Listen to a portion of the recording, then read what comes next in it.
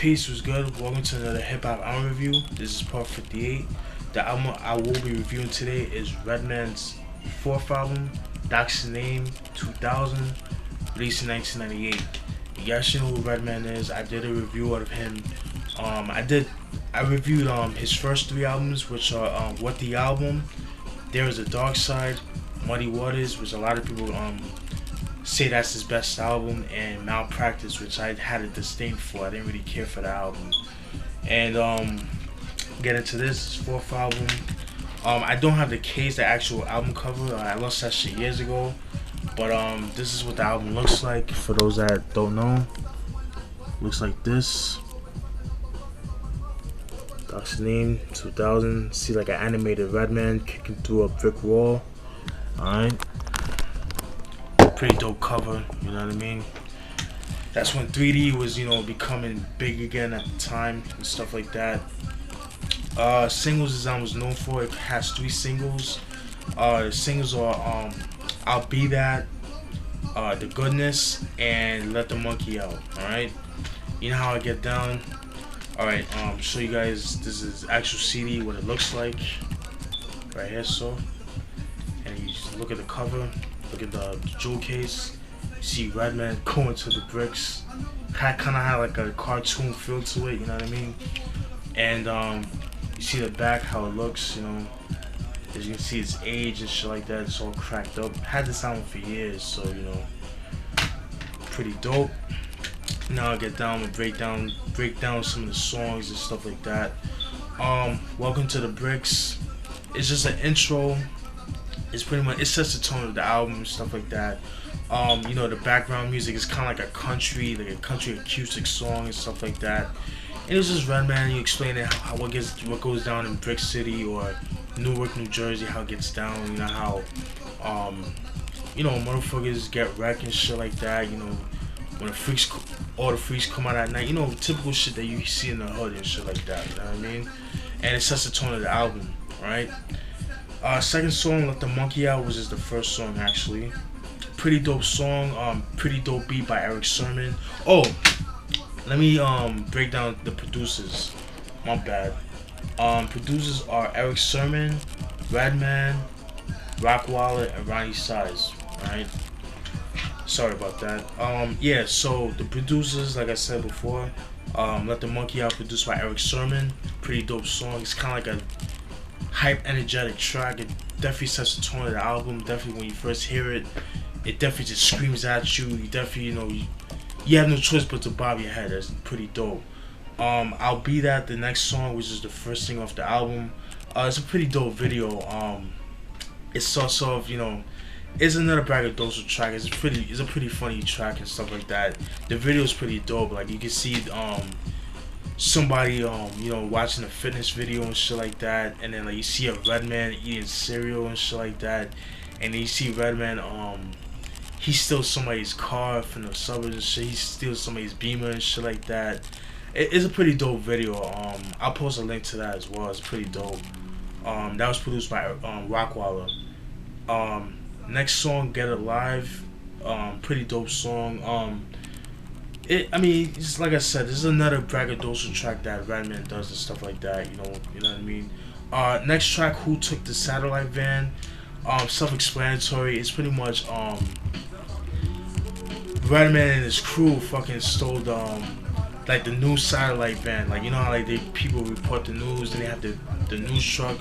Well, when it was reporting the news, Redman and his crew fucking stole the truck and shit like that. So I thought it was pretty funny, you know what I mean? That's one thing about Redman, but a lot of people kind of don't give Redman props. Is his skits. His skits are very funny. They're original and it's just like funny, They never run out of. They never get dry, you know what I mean? Next track, Jersey Yo. Pretty dope track. It's pretty much paying homage to Ice Cube's Once Upon a Time in the Projects. That was on Ice Cube's first album, America's No Most Wanted, which I did a review on. Very dope album, very underrated. No, I wouldn't say it's underrated. It's definitely one of his best albums. I definitely recommend checking that album out. If you're a fan of Public Enemy's production, and you're a fan of Ice Cube, that angry Ice Cube that I like, I definitely recommend checking that album out. But the song Jersey Yo is pretty much paying homage to that song. It's just the Jersey version, because the Ice Cube version took place in Los Angeles, in South Central Los Angeles. You know what I mean? Next track, Close Your Doors. That features Diesel Don, pretty dope MC. Very underrated. He's an MC from Newark, New Jersey. I think he's of Jamaican descent, if I'm not mistaken, because he kind of has like a reggae flow. He has like a reggae vibe to him. He's kind of like reminiscent to he kind of reminds me of Mad Lion.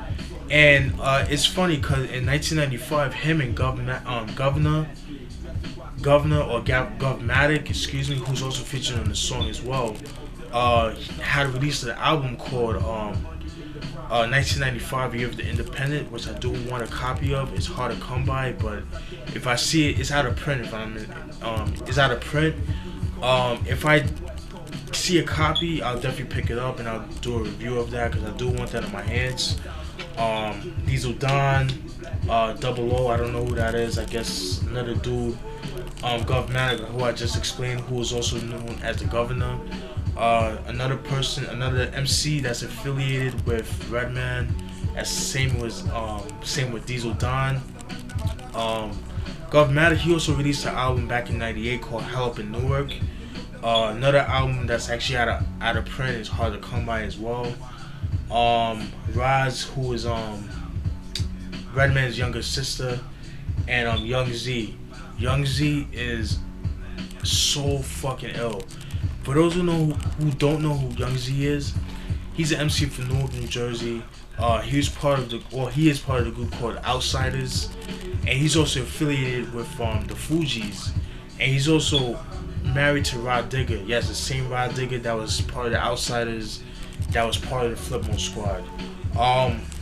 In fact, Young Z, he was supposed to release his first album, Musical Meltdown, back in 1996, but that shit got shelved. I do want a copy. I want him to release that album, cause I had, obviously I downloaded this shit off the internet, cause it's unreleased, it's shelved, so it got leaked out and shit like that. So I definitely want him to re-release that album so I could get my hands on that shit, cause that shit is fucking tough.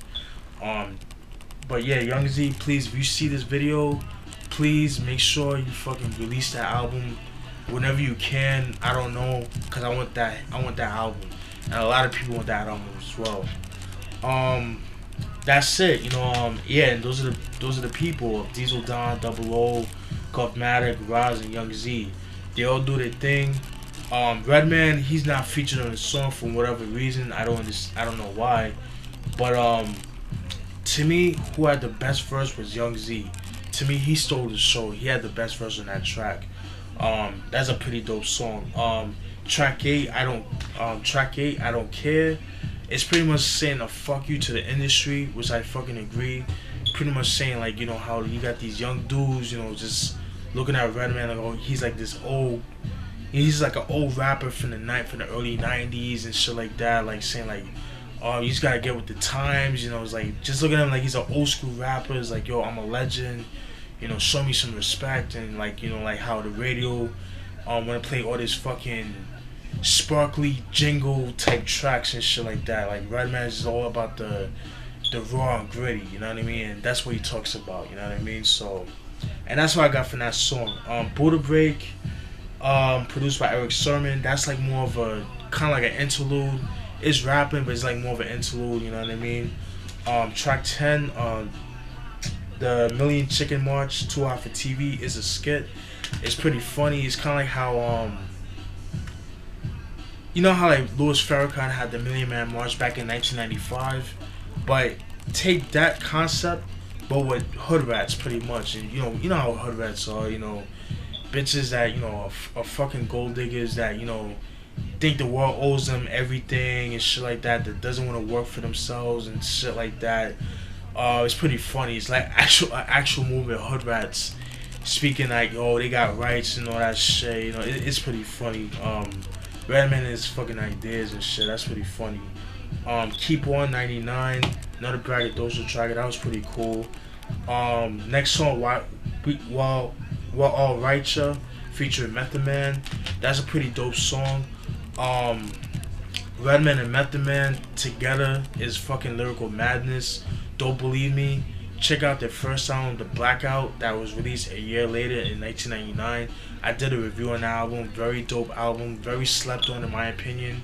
I feel like the album deserves a lot more shine. But it's definitely respected. A lot of heads, fucks with it. You know what I mean? Blackout 2, I wasn't really too crazy about. What's interesting about We All Right Ya, that song is actually featured on the Blackout album as well.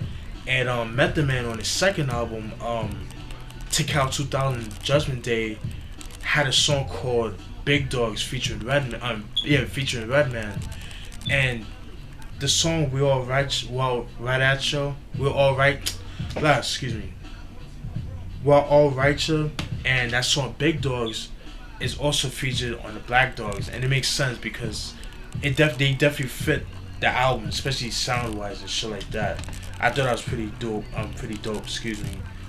Next track, Pain in the Ass Stewardess skit, is a funny ass skit. It's like, you see Redman fucking, he's on the plane and shit. You know how, like, this, you have the stewardess, showing the instructions how to, for safety and shit like that. Redman just chilling in the plane, just whatever. He's bobbing his head to headphones. He's bobbing his head to the music and shit like that. And the stewardess is saying like, yo, you gotta take off your headphones and shit like that. Redman, he gets annoyed, he gets irate and shit, whatever. And he, him and the stewardess get, go back and forth arguing and shit. And so after that, next you see Redman fucking he hijacks the plane and shit like that. He's on the intercom, yo, this is a motherfucking stuck up. And it's like, it's so funny. That shit cracks me up. Definitely check that shit out. Next song, The Goodness featuring Busta Rhymes. There's a video for that. The video is animated, as it looks like I said in the album cover. It's like an animated Redman. All the videos like that, kind of like that 3D PlayStation type of feel of the video. It's an animated video. It's pretty dope.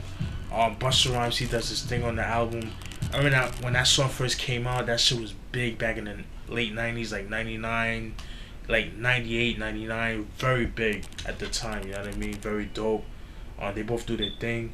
Next track, My Zone featuring Marky. I don't know who Marky is. Produced by Redman. Pretty dope song. Redman makes the beat and shit like that. I thought that was pretty dope, does this thing on that. Next song, Da Da Da. Which is track 16, produced by Eric Sermon. That song, I kind of feel like it was like a autobiographical Redman, pretty much saying like, yo, he talks about how he was coming up and shit like that and things like that. It's a pretty dope track. That's what I got out of it, like how when he was younger, like he was really like into girls and shit like that, like how he, just like, just being a man, just like how you growing up being a boy, your sex, your hormones are up, just thinking about pussy and shit like that, and things like that, and like when you got older, just taking the hip hop shit seriously and shit like that, rapping and shit like that, and that's what I got from this song, Da Da Da. GPN is a skit, whatever.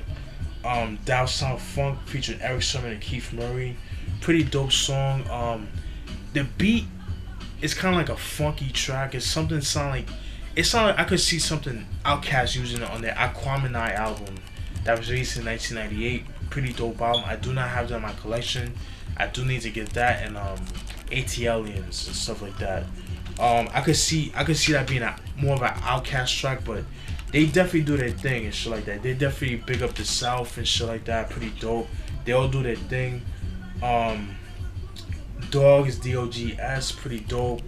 That kind of has like a 70s feel, kind of like a 70s funk feel to it. Redman does this thing on that shit. Beat Drop, that's like more of an interlude as well. We got the Satellite Van. It's like the continuation of that skit, Who Stole the Van. The Satellite Van, it's pretty much, saying like, yo, we got the Satellite Van. just holding up for ransom and shit like that. I thought that was pretty funny. Brick City Mashing, pretty much bigging up Brick City, bigging up Newark, New Jersey and shit like that. Pretty dope. Superman Lover 4 featuring Dave Hollister. Dave Hollister is a dope R&B singer, very underrated. I feel like he deserves more shine. Definitely has like kind of like a more funky R&B type of track feel to the album. To the song, excuse me. I like that song a lot. Pretty dope. My opinion, I think the best Superman Lover is Part 2 that was featured on There Is a Dark Side. I thought that was the best one in my opinion. And the last song, I Got a Secret. Pretty dope track. It kind of has like a jazz improv feel to it. You just hear like the guitar, like the jazz guitar, the jazz bass, and you just hear drums, dudes just jamming on the drums and shit like that. I thought that was pretty dope. Overall, it's a decent Redman album. It's definitely not his best. You can tell with this album he kind of like crossed over, but without selling out in a sense. It has a lot more filler tracks, but I wouldn't say filler tracks, but like the production, it's a lot more polished. Is what I'm trying to say. Like if you're expecting like Muddy Waters or There Is a Dark Side or What the Album, you'll definitely be disappointed with this album. This has a lot more cleaner sound to it, but it's not a bad album. It's a decent album. What's interesting about this album? This is the album that this is the only album in his discography that went platinum, because the rest of the albums went gold and shit like that. But this album actually went platinum, like I said before. And yeah, that's it, man. Oh, and by the way, a couple weeks ago, Redman had released a song called "White People Are Rioting," and I pointed that out because when you hear the song, it sounds like something Redman would have done back in like '98 or '99. It would have fit this album, and I'll definitely show you guys that link in the description box. Definitely check that shit out. It's definitely recommended. When I heard this shit, I was like, yes, the old Redman is back. He's rapped the same and shit like that, the same flow as he did back in the '90s. I mean, fucking dope. And that's it. Hope you guys enjoyed that review. And before I finish, I'm gonna give a shout out to my dudes Block and Huff from Give It a Grade TV. Those dudes are official. I'll post a link in the description box for their for the channel. And shout out to my dude Mr. Golf. You know who you are. I talked to him on Facebook. He's the one that put me onto them and shit like that. And that's it. I hope you guys enjoyed that review. Peace.